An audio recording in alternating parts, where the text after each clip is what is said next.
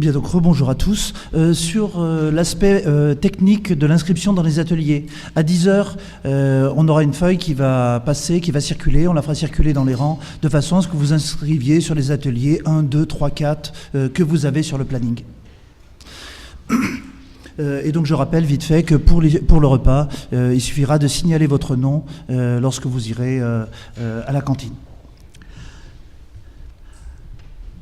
Alors, j'ai beaucoup hésité sur le fond de ma présentation. Est-ce que j'allais repartir partout dans le monde, revoir les grands problèmes qui se posent ici, là, aujourd'hui, hier, demain? Et j'ai décidé de centrer mon propos sur vraiment les enjeux éducatifs. C'est-à-dire, qu'est-ce que change, qu'est-ce qui s'est passé depuis 20 ans, mais surtout, qu'est-ce qui va se passer dans les années à venir, d'un point de vue développement durable, et quelles incidences ça a sur l'aspect éducatif. Donc, globalement, nous allons envisager différentes visions de développement dans le monde. Nous allons nous poser la question de savoir qu'est-ce que ça change d'un point de vue éducation, et nous envisagerons l'avenir. Alors, bien sûr, cette tarte à la crème de schéma, que l'on retrouve à peu près partout, qui commence à perdre parfois un petit peu de son sens, eh bien, nous allons l'interroger quelque peu aujourd'hui. Je ne dis pas que ce schéma est mauvais, je dis simplement qu'il est utilisé partout et qu'il est parfois un tout petit peu galvaudé. Alors, de quel développement durable parlons-nous ? Il existe une bonne quarantaine de définitions de développement durable, de façon de l'envisager. Je ne vous en prendrai aujourd'hui que 2. Je vous prendrai la classification de Gendron, qui considère qu'il existe une vision conservatrice, où il y a une confusion, j'allais dire, j'interprète déjà, entre croissance et développement, croissance, augmentation de, développement, changement, qui nie la contradiction entre l'intensification de l'activité économique et la préservation de l'environnement. Il y a une vision modérée, c'est tout le domaine de l'écologie environnementale, où l'on cherche tout ce qui peut refonder une nouvelle économie à l'échelle des pays, mais de la Terre aussi. Puis il existe une vision progressiste qui inclut la dimension sociale dans ce projet et qui amène à une vision tripolaire, c'est-à-dire le modèle des 3 sphères. Donc voilà fondamentalement une vision très nordique du développement durable. Alors, en 10 ans, cette vision-là, elle est des années 92 pratiquement. Donc vous voyez qu'elle n'est pas toute jeune. On en est plutôt dans ce genre de schéma au jour d'aujourd'hui, c'est-à-dire que l'on a inclus l'échelle du présent et du futur, l'échelle du local et du mondial, du ici et là-bas. On a essayé de comprendre comment se jouaient les interactions entre les sphères, un domaine de décision politique, de choix éthique, tout ceci étant dans cette grosse patate jaune qui est la gouvernance. Voilà où en sont les schémas, on va dire les schémas conventionnels de développement durable au jour d'aujourd'hui dans un parterre français. Mais en fait, il ne faut pas non plus se voiler la face. Qu'est-ce qu'il y a derrière ? Derrière, on a des enjeux et des enjeux de valeur. Certains d'entre nous, et à juste titre, pourraient considérer que nous sommes dans un domaine de soutenabilité faible. Soutenabilité faible, ça veut dire substituabilité des ressources, des services. Ça veut dire qu'à la limite, on peut très bien considérer qu'une espèce animale va s'éteindre au profit d'un bien-être social dans une région. Ou qu'un bien-être social dans une région pourra être substitué par on va dire, une amélioration économique. C'est ça, la substituabilité. Dans ce cas-là, si on est en soutenabilité faible, la visée en termes, je parle déjà d'éducation, ce sera des compétences qui permettent l'évolution, qui permettent l'accommodation du système en place. Nous ne sommes pas du tout en train de remettre en cause ce schéma. En cas de soutenabilité forte, on dit qu'il n'y a pas substituabilité, et donc quelqu'un qui est dans ce cadre-là considérera que le pic-prune, petit coléoptère qui bloquait l'avancée d'une autoroute, est suffisamment valide pour empêcher que l'autoroute ne passe à cet endroit-là. Et dans ce cas-là, effectivement, ce sera beaucoup moins consensuel qu'en soutenabilité faible. Nous allons aller à des changements radicaux, de réelles innovations, ou du moins des innovations très différentes, voire même des révolutions. Et c'est ce fait-là qui, je crois, est fondamental, parce que, fondamentalement, le développement durable est porteur de valeurs. Et c'est un projet politique. Tout le monde n'adhère pas, d'ailleurs, forcément au même projet politique. Et vous verrez que les décisions de soutenabilité faible ou forte peuvent varier selon les choix énergétiques, biodiversité, transition. Une autre façon de présenter le développement durable, qui est un peu plus complexe, mais qui est certainement beaucoup plus près du monde de la recherche d'aujourd'hui. La durabilité peut se définir comme un contenu. Si la durabilité est un contenu, je vais l'enseigner comme dans le rapport Brundtland. En réponse à une crise, je vais proposer des solutions. Dans ce cas-là, je vais faire de l'éducation systémique. Pour que la systémique marche, il faut quand même que la société soit transparente, démocratique et contrôlable grâce au projet de la science. Donc, définir la durabilité comme étant un contenu, ça consiste à mettre en place auprès des élèves ou de ceux que l'on a en face de nous en tant que formés, des contenus avec une problématique et des solutions apportées. Si on considère le développement durable comme un contenant, ce n'est pas tellement ce que l'on met dans la marmite qui est important, c'est tout autant la façon de le faire. Dans ce cas-là, on va reprendre un ensemble de problématiques. Désolé Enrique, c'est pas grave. On va prendre ça comme un ensemble de problématiques. Le plus dur dans ce cas-là sera de reformuler les problématiques. À savoir, le gros danger du développement durable, c'est à prendre des éléments de contenu anciens, de les réassocier vaguement et de reposer des vieux problèmes qui datent d'il y a 15 ans. Le développement durable amène à poser des problèmes complètement nouveaux et différemment. Et donc c'est plus le tour de main qui va importer, c'est plus la façon de mettre en relation les éléments. Dans ce cas-là, on va se définir des objectifs avec des valeurs optimales mais rarement atteignables, et on va se heurter au problème de l'incertitude. À savoir que fondamentalement, on ne sait pas vraiment contrôler tout ça. La troisième façon de considérer le développement durable, qui correspond de plus en plus à la vision de la majeure partie des chercheurs, c'est de dire que le développement durable, on ne sait pas trop ce que c'est. On ne sait pas trop ce que c'est parce qu'on le voit rarement, le développement durable. C'est rare les exemples de développement durable qu'on peut mettre en place, que l'on peut décrire à tel ou tel endroit. On ne sait pas trop ce que c'est, mais on va essayer d'y aller. Alors on se met des balises, et puis on se dit que ça va peut-être passer par tel et tel et tel stade, et en fait c'est comme un parcours, comme un chemin. De temps en temps, sur notre chemin, on voit un obstacle. Quand on voit un obstacle, on est obligé de le contourner. Et fondamentalement, c'est donc une trajectoire avec quelques balises. On essaie de respecter ces balises, mais en fait, fondamentalement, et c'est ça le problème du développement durable qu'on reprendra à la fin, c'est qu'on ne sait pas où on va. Ce qui est vrai aujourd'hui n'est certainement pas vrai demain. Ce qui est un obstacle aujourd'hui ne sera peut-être pas un obstacle demain. Ce qui est quelque chose de facilitateur aujourd'hui peut devenir une vraie catastrophe demain. Et cette vision qui inclut complètement l'incertitude est celle qui émerge de plus en plus dans le monde de la recherche. Alors, est-ce que tout le monde est d'accord avec le développement durable? Non. Fondamentalement, le développement durable est un concept très nord-européen, à savoir que à l'échelle de la Terre, on définit des postures acritiques, c'est-à-dire qui consistent à gober toutes les prescriptions institutionnelles. Je regarde du côté de Michel Joanneau, qui va me faire les gros yeux. Mais fondamentalement, dès l'instant où on bascule sur le type de développement durable, effectivement, on se devra de faire preuve de critique, d'une certaine critique. Certains font avec, et par stratégie. Alors on met développement durable dans un projet, on ne parle pas du tout de développement durable, on reste à faire de l'environnement, ou à faire de l'économie solidaire, mais on n'a rien changé à ces pratiques, simplement on met une couche de développement durable. Il y a une posture de résistance. Et cette posture-là existe. On a des gens qui ne veulent pas entendre parler de développement durable et qui font à côté du développement durable, qui continuent à faire de l'économie sociale et solidaire, qui continuent à faire de l'éducation à l'environnement ou de l'éducation à la solidarité, et c'est parfaitement légitime de leur part. En fait, la posture de résistance consiste à déconstruire le concept de développement durable pour dénoncer ce qu'il y a dessous.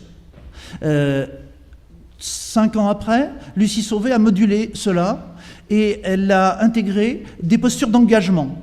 C'est-à-dire qu'elle considère que c'est peut-être pas si dramatique que ça, si les gens ne sont pas tout à fait d'accord sur le concept de développement durable, le plus important, c'est que les gens s'engagent.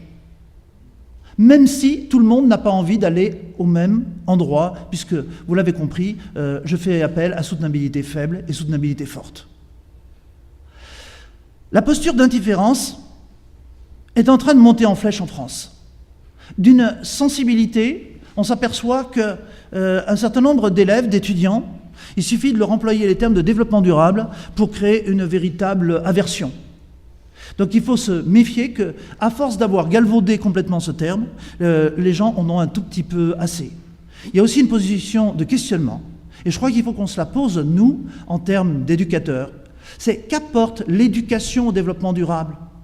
Pourquoi faire de l'éducation au développement durable? Comment faire de l'éducation au développement durable? Ces questions-là, je crois qu'on doit impérativement se les poser. Allons faire un tout petit tour de l'autre côté de l'Atlantique.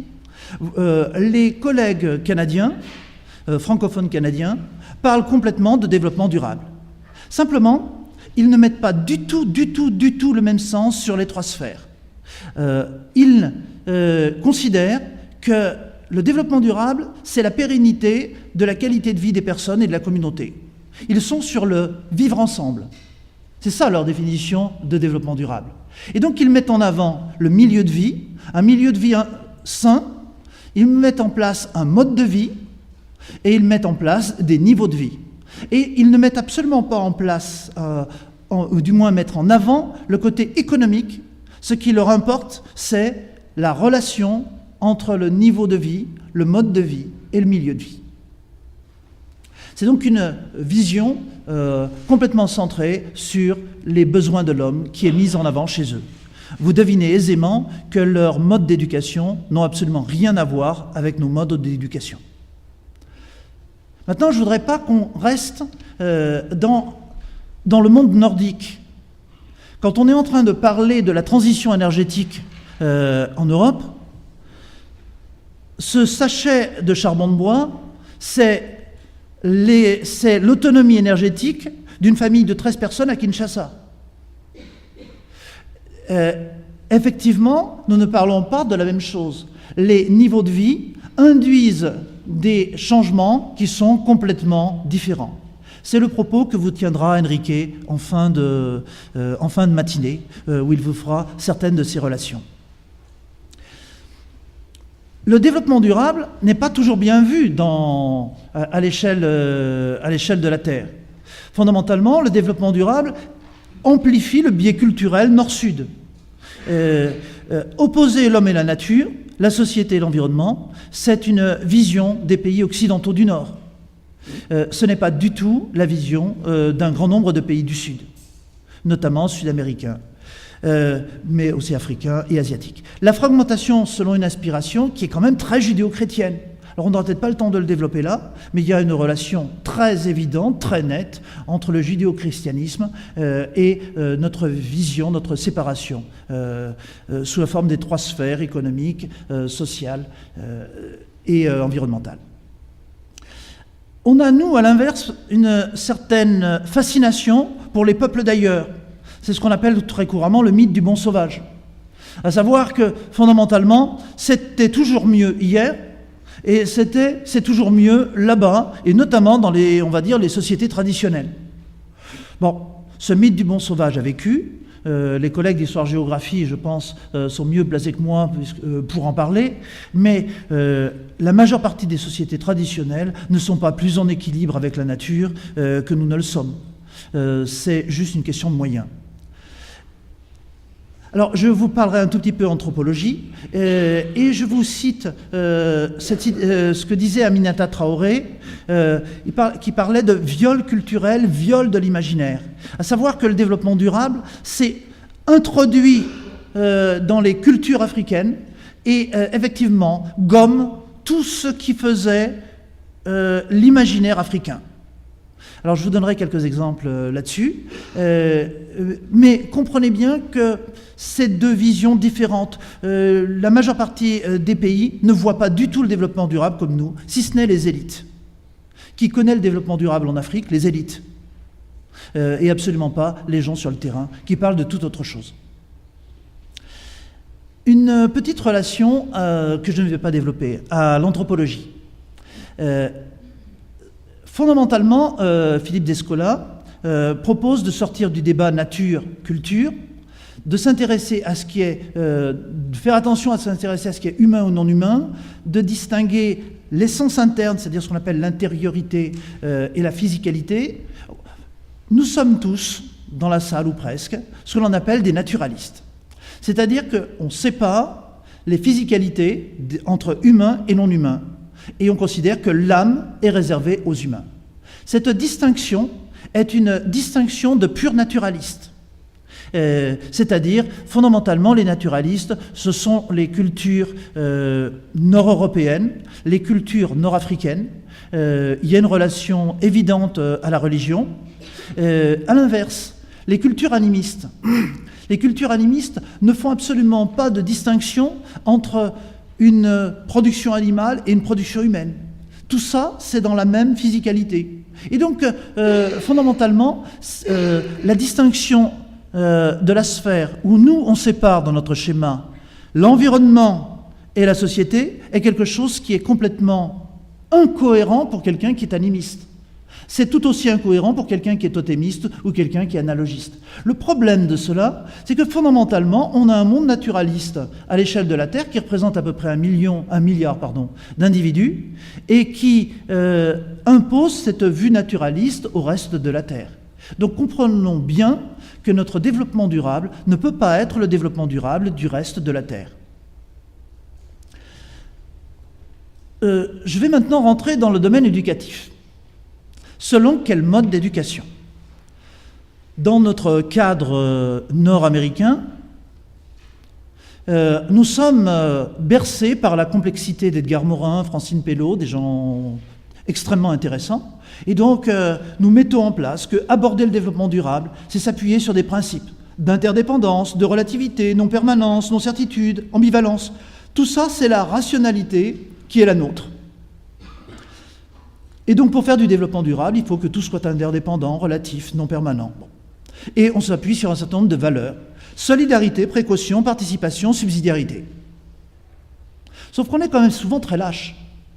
À savoir que mettre en place le principe de subsidiarité, c'est-à-dire le pouvoir est donné au plus près possible de l'action. C'est tout un tas de lois de décentralisation qui sont orientées là-dessus. Effectivement, quand on regarde dans notre société européenne est totalement hiérarchisée. Et nous sommes sur une vie pyramidale, du haut vers le bas, et pas du tout du bas vers le haut. Participation. Quel est le pouvoir de participation? Il est extrêmement faible. Précaution, solidarité, je ne vais pas développer, c'est plus classique. Voilà donc quel est notre cadre classique, et je ne le renie nullement. Nous sommes dans cette rationalité scientifique qui est celle des pays du Nord. Mais quand je forme, il m'arrive parfois de devoir faire le grand écart entre ceci... Ah non, pardon, non, pas le grand écart. Je vais aller sur un autre courant de pensée. Ça, c'est le courant de la complexité. Un autre courant de pensée en France, qui est développé en recherche aussi bien chez Jean Simoneau, ENFA Toulouse, Alain Le Gardès, son équipe à Marseille, travaille sur les questions socialement vives.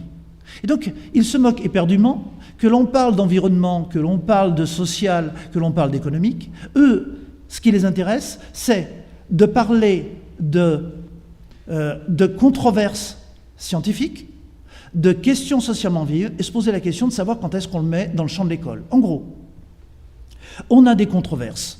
Ces controverses sont scientifiques, que ce soit certaines controverses sur les changements climatiques, l'érosion de la biodiversité ou l'inégalité dans le monde, on a des controverses scientifiques dans les différents champs. Ces controverses chevauchent complètement les différents champs de la société, et peu importe que ce soit un mélange d'économie, d'écologie, de toutes ces choses-là. Ces controverses sont souvent reprises dans la société. Elles sont vidées, elles sont vidées d'une part de leur complexité avant d'être basculées dans le champ de la société. Certaines de ces controverses scientifiques sont d'ailleurs parfois tellement appauvries qu'elles ne deviennent plus que des questions socialement vives, purement médiatisées, sans plus de contenu véritable. À partir de ce moment-là, la société s'empare de ces controverses, les transforme, les fait évoluer. Parfois, ces controverses reviennent dans le champ de la science. Parfois, ces controverses reviennent dans le champ de l'école. Et au jour d'aujourd'hui, même dans l'éducation nationale, on s'aperçoit que l'on a un changement complet en termes d'éducation. À savoir que traditionnellement, avant, on passait directement de controverses scientifiques qui étaient directement basculées dans le champ de l'école. Aujourd'hui, on travaille beaucoup plus de questions socialement vives qui basculent dans le champ de l'école. La démarche pédagogique n'est donc plus la même, puisqu'on ne peut pas enseigner une question socialement vive sans avoir à faire quelques allées et venues entre ces différentes sphères, avec tous les problèmes de l'expertise qui se posent dans la majeure partie des cas. Voilà donc un changement complet dans la façon d'envisager cette éducation au développement durable. Vous voyez donc deux courants de pensée, bon, il en existe 5 ou 6, je ne vais pas vous les présenter tous, ça deviendrait vite fastidieux. Mais je voudrais vous montrer simplement qu'il n'y a pas une unité sur cette question. Je reviens maintenant à l'éducation relative à l'environnement. Vous vous rappelez le schéma présenté tout à l'heure sur le bien-être au niveau du Canada. L'éducation relative à l'environnement est un courant très développé au Nord-Canada, dans le milieu francophone, et le laboratoire qui est en charge de travailler là-dessus, c'est fondamentalement celui du Muséum d'histoire naturelle de Paris. Donc il y a de la recherche en France là-dessus. Fondamentalement, Lucie Sauvé privilégie des compétences éthiques, critiques, politiques.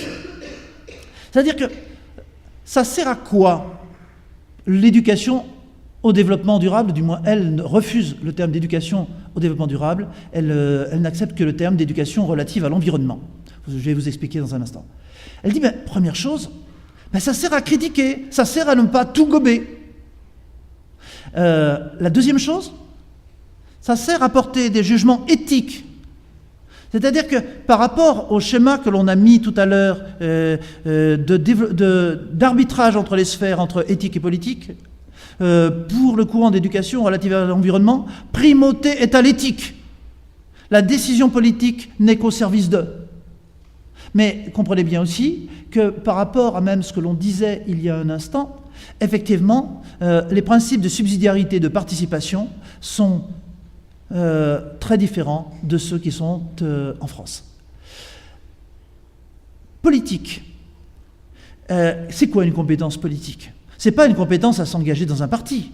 Non, c'est une compétence à prendre position et à décider et à agir et à aller jusqu'au bout de l'action. Et effectivement, les gens de l'éducation relative à l'environnement se moquent un peu de nous de temps en temps en disant que tout ça, c'est intellectuellement très intéressant, mais en fait que ça ne débouche jamais sur rien. Qu'au niveau de l'action, nous sommes bien gentils.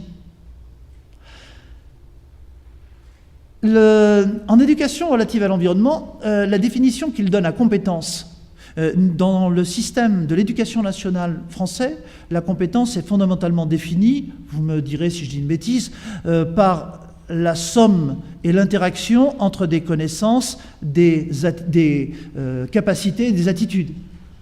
C'est une des définitions de compétence, c'est celle qui est massivement, je crois, reconnue dans le système scolaire français. Au Canada, on parle de savoir, de savoir-faire, de savoir-être. Vous voyez que là, pas de changement. On est bien sur les connaissances, capacités, attitudes, mais savoir agir. Et en fait, fondamentalement, le savoir-agir de l'éducation relative à l'environnement, c'est le savoir dénoncer, savoir résister, savoir choisir, proposer, créer, revendiquer la démocratie participative et participer avec engagement. En fait, leur éducation relative à l'environnement est complètement ancrée dans l'action. Au jour d'aujourd'hui, la majeure partie des gens d'éducation relative à l'environnement sont dans la lutte contre le gaz de schiste, l'utilisation des gaz de schiste, contre la destruction de la baie d'Hudson, contre un certain nombre de choses. Donc, ce n'est pas du tout une éducation neutre comme la nôtre, mais une éducation très engagée. On retrouve des courants, donc ils dénient complètement la séparation du sociétal en social et économique.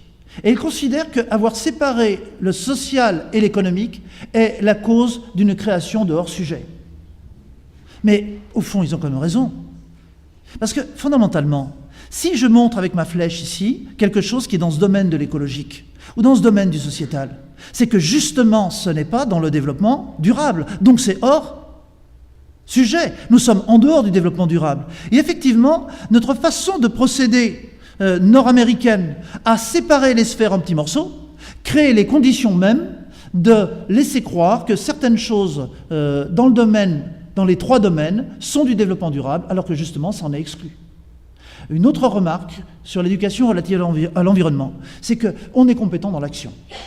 Et ce n'est que dans l'action où l'on pourra voir si on est véritablement compétent.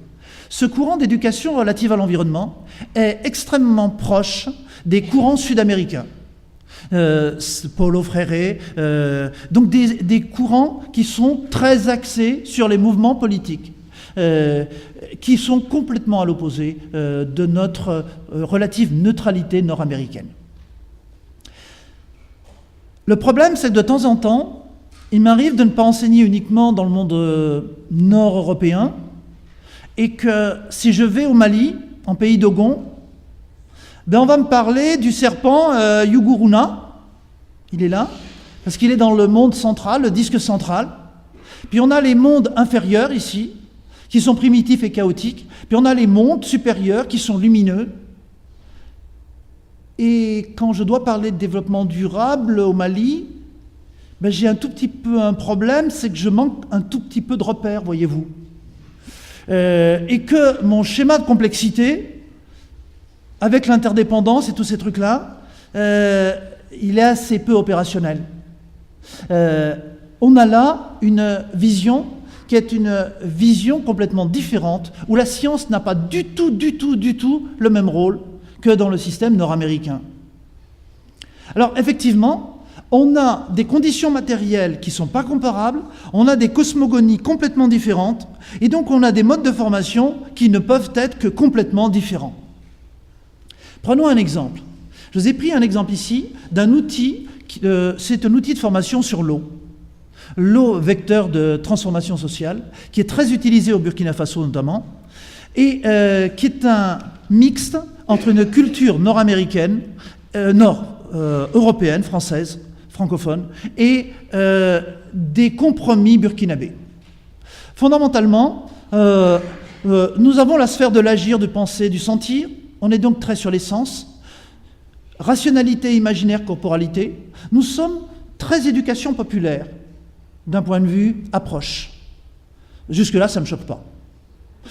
On a des pôles, le vécu, la spontanéité, du sensible, du réfléchi, du conscient, du ressenti, de l'imaginaire. Jusque-là, nous sommes sur des choses complètement classiques en éducation populaire en France. Puis ce schéma, il est un peu complexe. Mais en fait, alors c'est simplement le condensé de ce schéma. Puis quand on regarde, je m'aperçois qu'au bout de ma flèche, j'ai ici le feu, la terre, l'air, l'eau. En fait, j'ai un schéma où je mixte du pédagogique d'éducation populaire avec les différents éléments. Et des cosmogonies qui sont des cosmogonies animistes. Et en fait, ce schéma-là marche bien en Afrique parce qu'il y a une espèce de compromis entre une rationalité scientifique et une rationalité complètement ésotérique. J'ai un peu de mal avec ce genre de schéma, je ne vous cache pas. J'ai du mal parce que je ne le crois pas totalement. Je ne suis pas sûr que ce soit ce mixte-là. Et je pense que là, on est dans une adaptation pédagogique. Et on n'est pas dans une révolution pédagogique qui pourtant pourrait être nécessaire. Parce que si moi je regarde en système nord-américain une vision du développement durable, je me rapporte à Bourg et Whiteside. Le monde des modernes est ouvert et infini, il est entièrement tourné vers l'immédiateté, alors que la biosphère est close et resserrée, que ses temps d'action sont sur le très long terme. Les problèmes environnementaux présentent ainsi 5 caractéristiques, et je souscris à titre personnel complètement à cette vision de Bourg et Whiteside. On a un rapport à l'espace et au temps qui est différent. Avant, on parlait de problèmes locaux de pollution. On parlait de marée noire. Or, le pétrole réparti à l'échelle de la Terre, c'est maintenant plus que 3-4% du pétrole qui est réparti lors des grosses marées noires et 97% qui est réparti par des ballastages. En fait, on a tout un tas de phénomènes qui ne sont absolument plus visibles à l'échelle locale, qui n'ont plus d'effet qu'aux échelles globales. Ils sont non percevables. Parler de la réduction des ressources énergétiques, franchement, depuis les années 60, on a des couvertures de Sciences et Vie, de Sciences et Avenir, toutes plus belles les unes que les autres, qui nous annoncent la fin des ressources énergétiques. Et ça continue. En fait, au bout d'un moment, à force, on n'y croit pas. Mais ça ne veut pas dire que les phénomènes n'existent pas. Ça veut dire simplement qu'ils ne sont pas perceptibles. Expliquer l'érosion de la biodiversité est quelque chose qui est complètement inconcevable. Nous ne pouvons plus parler de ça car nous n'avons aucune représentation. Invisibilité des problèmes écologiques. En fait, la majeure partie des vrais phénomènes sont des phénomènes non visibles. On va se polariser sur la radioactivité, sur la santé, mais on va regarder les effets à la Tchernobyl forte dose, on va oublier les faibles doses.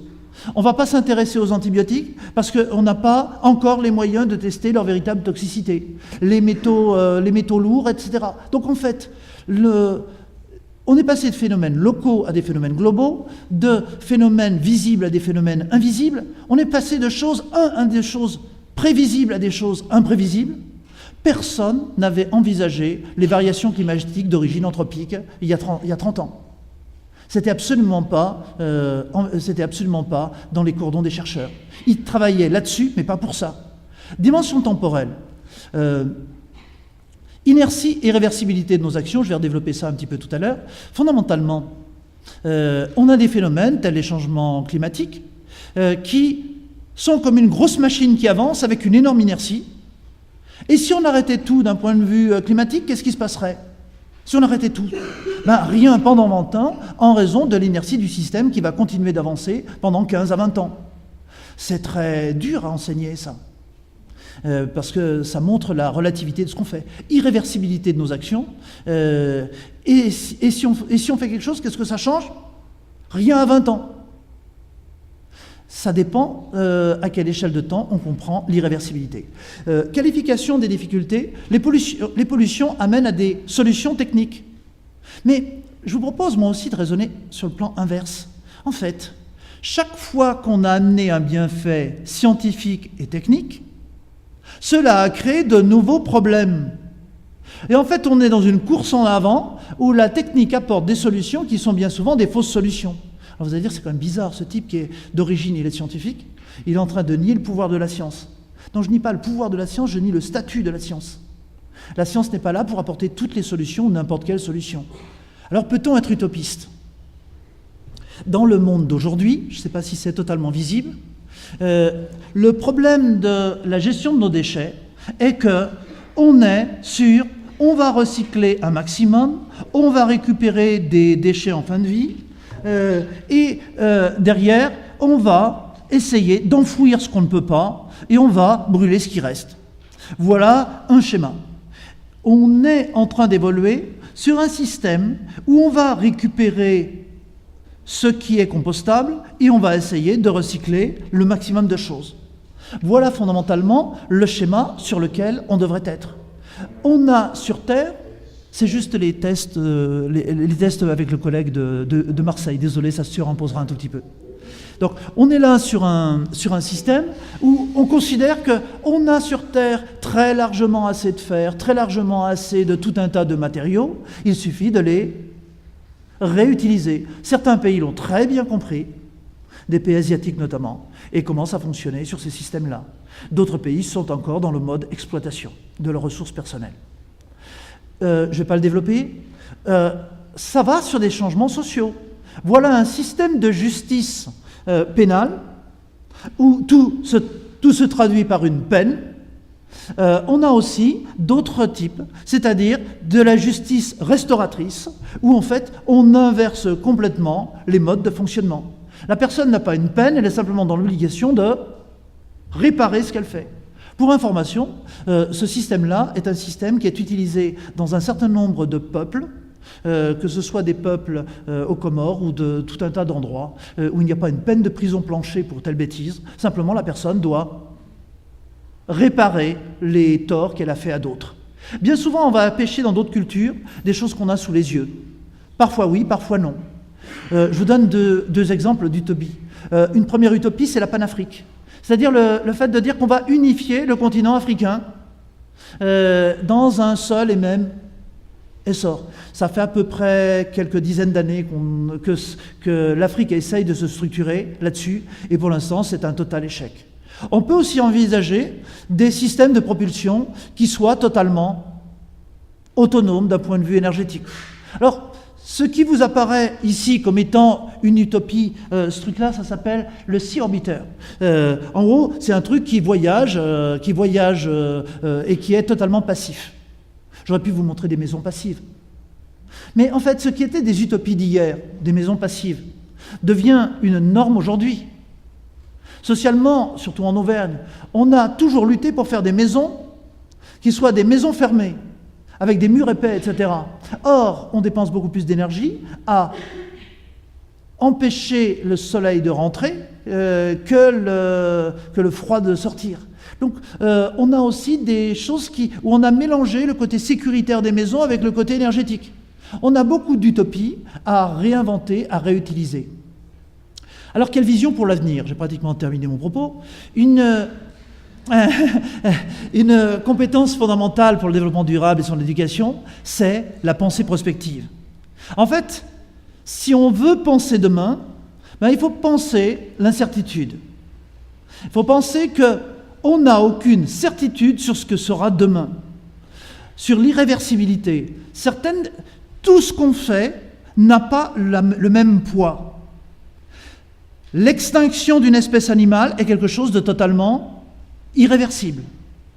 Alors que certains changements sociaux ou d'autres changements environnementaux ne sont pas irréversibles.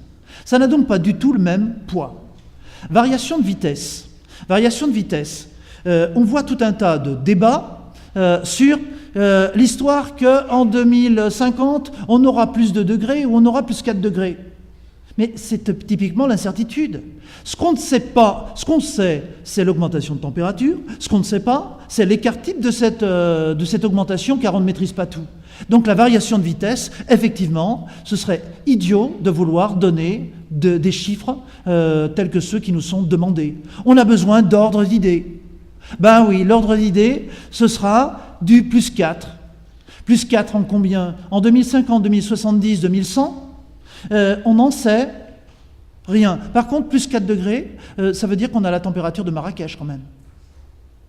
Oui. Non, de Casablanca, j'exagère, pas Marrakech. On a la température de Casablanca. Donc ça veut dire que ça va changer. Notre domaine viticole sera très nettement favorisé, mais effectivement, notre maïs aura peut-être quelques problèmes. Donc effectivement, tout le monde anticipe. Ça fait 30 ans qu'on plante plus de sapins que l'ONF ne plante plus de sapins en Auvergne. Il y a des tas de choses qui ont été anticipées. Qu'est-ce qu'on ne maîtrise pas? Cette vitesse. Qu'est-ce qui pose problème à la biodiversité? C'est pas qu'on ait un front d'augmentation de température qui monte à l'échelle de la Terre, à l'échelle de la France. C'est que cela monte plus vite que le pouvoir d'adaptation d'un certain nombre d'espèces animales. Qu'est-ce qui pose problème? Je vous fais la transposition avec les changements sociaux. C'est une différence de vitesse entre des processus qui importent. Ensuite, il faut bien penser que tout ce qu'on a pensé dans les années passées ne s'est jamais produit. et qu'en fait, tout ce qui s'est produit, c'est ce qu'on n'avait jamais pensé. En fait, ça veut dire qu'on doit travailler autrement. On doit travailler sur l'adaptabilité, et on doit fondamentalement se préparer à l'impensable. Et faire en sorte pour ne pas perdre un certain nombre de potentialités. Le non représentable. Je vous donne un seul exemple du non représentable. La majeure partie des gens croient que 3% d'augmentation de quoi que ce soit, ça n'a pas d'effet. Vous mettez sur un tableur, sur une ligne, 100, sur la deuxième ligne, 103%, et vous faites l'itération. Au bout de 25 ans, vous avez multiplié par 2 la quantité. C'est une loi exponentielle. Ça, la majeure partie des gens ne s'en rendent pas compte. Et ils croient que ces petites variations n'ont aucun effet. Alors on le voit en démographie, on le voit dans le domaine de l'économie, on le voit dans le domaine de l'extinction des espèces animales, végétales et bactériennes, mais ça, on ne se le représente pas. Pour conclure, on a toujours tendance à faire de l'universalisme, c'est-à-dire à vouloir toujours trouver des solutions qui vont marcher tout le temps partout. Non. Il n'existe pas de solution universelle. On a la tentation de l'exotisme, d'aller chercher à l'extérieur ce qu'on a chez nous, ou d'aller chercher des trucs qui marchaient avant et qui marcheront demain. En fait, le problème, c'est que parfois c'est vrai, parfois c'est faux. Un autre mythe, on veut toujours expliquer le présent en se servant du passé. Ça, c'est une bonne idée. C'est ce que font la majeure partie des collègues, on va dire, d'histoire. Par contre, ça fait bondir les collègues d'histoire, du moins j'espère, lorsqu'on se sert du passé pour prévoir le futur. En fait, fondamentalement, c'est idiot. La prospective ne se situe pas dans l'utilisation des modèles du passé. C'est toute l'erreur de l'articulation entre les changements climatiques, les visions historiques, paléoclimatiques et autres, qui permettent d'expliquer des phénomènes récents, et d'autres qui permettent de modéliser des phénomènes futurs. On a donc des domaines interdisciplinaires complètement différents. Il faut bien distinguer ce qui est une prospective sur le présent, à 2-5 ans, 5-10 ans, le devenir, et la futurologie, qui est sur plus de 25 ans. Les méthodes d'analyse n'ont absolument rien à voir. La fascination du passé, le rêve de l'avenir. Bon, en prospective, ce qui importe, c'est de construire des récits racontables, qui soient quand même pas trop farfelus par rapport aux résultats de la science, mais qui soient compréhensibles, intelligibles, auxquels les gens puissent accéder. Mais par contre, ces récits, parfois, ils contredisent les idées reçues. Bon, le principe most advanced yet acceptable, c'est le plus en avance possible, mais en restant acceptable. En gros, on se mouille le plus possible, on va dire un maximum de bêtises, mais en avançant les arguments et en essayant que ce soit vérifiable. L'avenir est moins à découvrir qu'à inventer. Bon, ça c'était juste en relation avec ce qui avait été dit tout à l'heure, mais c'est plus dans le sens de mon propos. C'est les changements de comportement, c'est quelque chose de fondamental, mais là c'est un domaine technique sur lequel je n'aurai pas le temps de venir aujourd'hui. Merci de votre attention et on reste à votre disposition pour toutes les questions.